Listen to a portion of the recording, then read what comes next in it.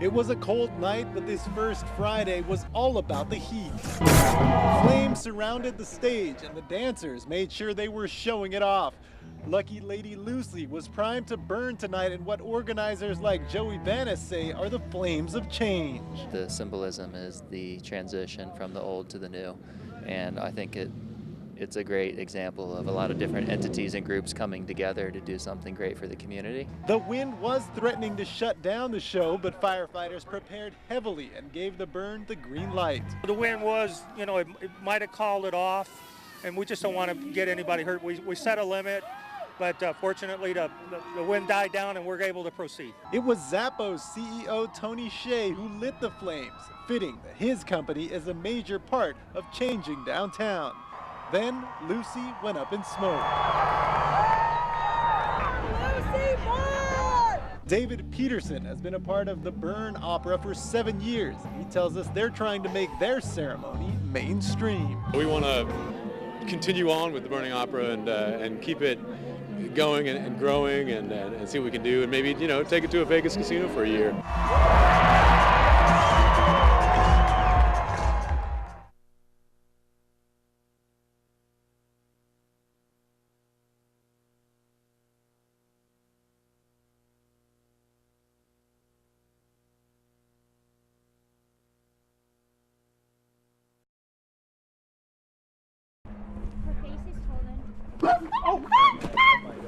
Oh my God. You are looking at exclusive video you'll see only on News 3.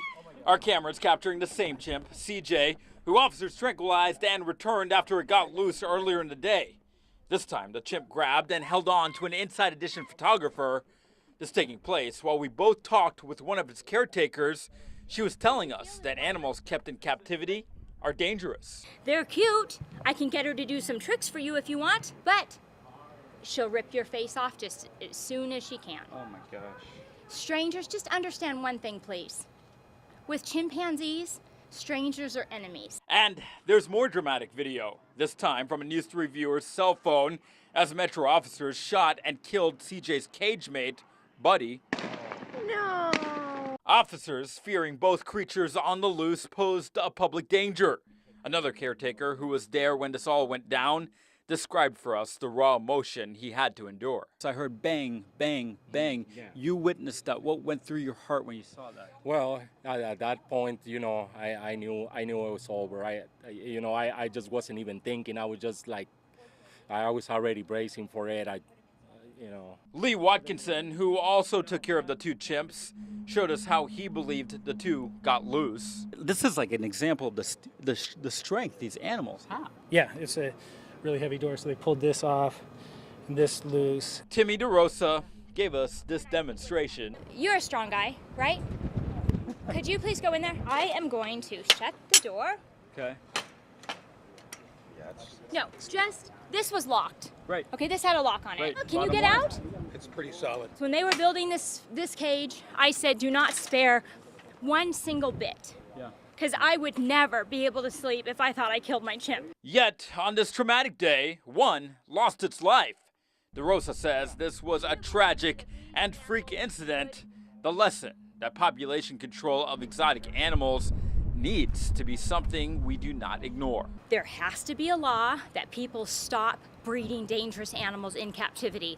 Once they're bred, once they're sold, once they get older, then people have to save them. This isn't what we want to do our whole life. We want this problem to be solved.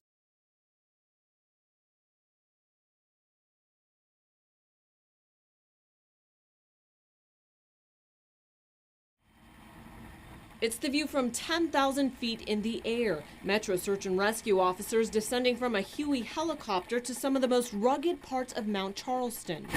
But this is not the rescue of a stranded hiker. This is training. Today's task unusual, but the lessons learned priceless. Officers and pilots assigned with helping an Eagle Scout candidate, 17-year-old Zach Brown, transport his 500-pound service project. This structure will replace the current equipment that they have on the mountain, as well as add more equipment to what they already have. Brown, with the help of his mom, constructed a shed that will store first aid equipment critical to mountain rescue. It will be placed near the top of Mount Charleston to assist emergency crews rescuing hikers and skiers. The structure was no easy task to complete. There's been a lot of sweat, a lot of tears, and a lot of aggravation. Aggravation turned to desperation when he could not find an agency willing to transport his project from the bottom of Mount Charleston to the top for a price he could afford. The contractor said that they wouldn't do it for any less than $3,000. But Metro Search and Rescue stepped up. Bill Castle with Metro. It just so happened that our air unit and our search and rescue guys often train in this type of operation, and they were scheduled to do some training. So it just came together perfectly. Well, not entirely. The search and rescue team was ready to hoist the structure Thursday, but Mother Nature had a different plan. The wind gusts too strong at the top of the mountain. They experienced winds aloft that were very high. It took them outside of their safety envelope. So they came back Friday bright and early, the conditions perfect for an in-air flight. Final touches included bolting the beams. Then the Huey helicopter approached, the structure safely connected. It was time to lift it in the air, the rope stretching to capacity, but not snapping. The fate of Brown's project in the hands of the men who rescue skiers in the winter and hikers all year round. That's your baby right there. How are you feeling right now? Excited, nervous, and gut-wrenched. But worries were squashed after 30 minutes. The project he created to help others in need was safely on the ground in one piece. Great job on the call. Words cannot describe or express how thankful I am towards the Metro. Zach's final mission today, shaking the hands of the heroes who helped make his Eagle Scout dream a reality. His thank you, a final salute to the heroes who save lives each and every day. Marissa Mike, News 3.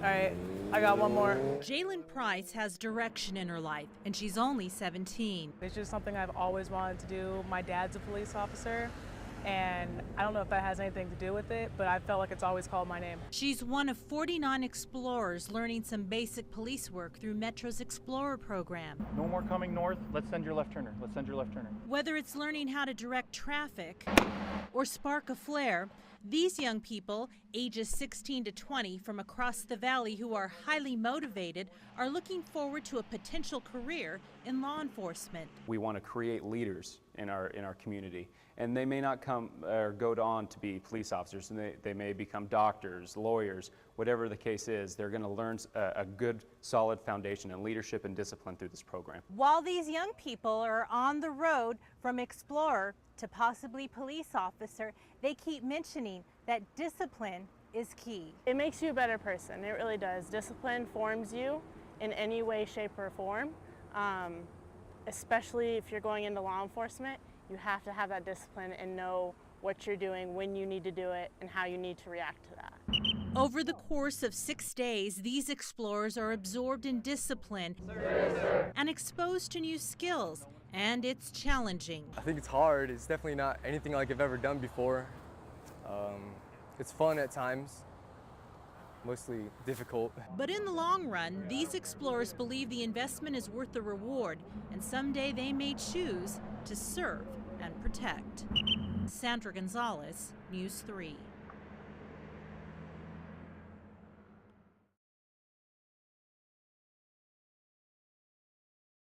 We're here at Devil's Hole, which is about 100 miles northwest of Las Vegas. This is the habitat of the pupfish. Literally, these fish are smaller than my pinky finger. During the 90s, there were more than 500 fish in this ecosystem.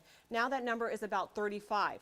The race is on to figure out what's causing these low numbers. Devil's Hole pupfish may be quick in the water, but they are also on the quick decline. Dr. Kevin Wilson works with the Death Valley National Park. 60 feet below, he monitors the inner workings of Devil's Hole, from the algae to the water levels to the fish themselves. They are somewhat stressed already. They high temperature, low oxygen. The blue iridescent inch-long fish have been living in the 91-degree waters of Devil's Hole for more than 10,000 years. But in the last half-century, they've seen their share of stresses.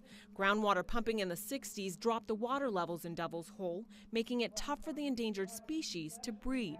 Most recently, earthquakes shocked the scene during their critical spawning season. Earthquake-induced waves that created a movement of water in Devil's Hole that scoured this shallow shelf. It would be very, very sad to see the Devil's Hole pupfish wink out, on our watch. That's Dr. Dwayne Moser, a microbiologist with the Desert Research Institute. His job researching the microorganisms that help sustain the ecosystem of Devil's Hole. Well, the temperatures of the water on the shelf here are higher today at certain times of the year than they would have been in the past.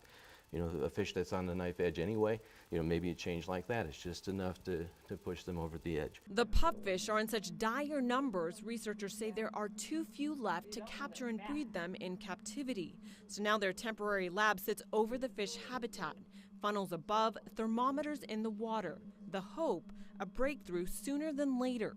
Otherwise, southern Nevada and the world could be without another one of nature's gems. We've got the bristlecone pines up on the mountain. We've got, the Devil's Hole pupfish, things that you don't find, really any place else in the world.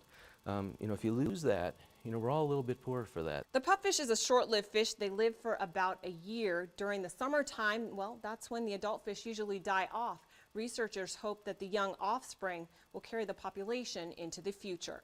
At Devil's Hole, I'm Marissa Mike, News 3.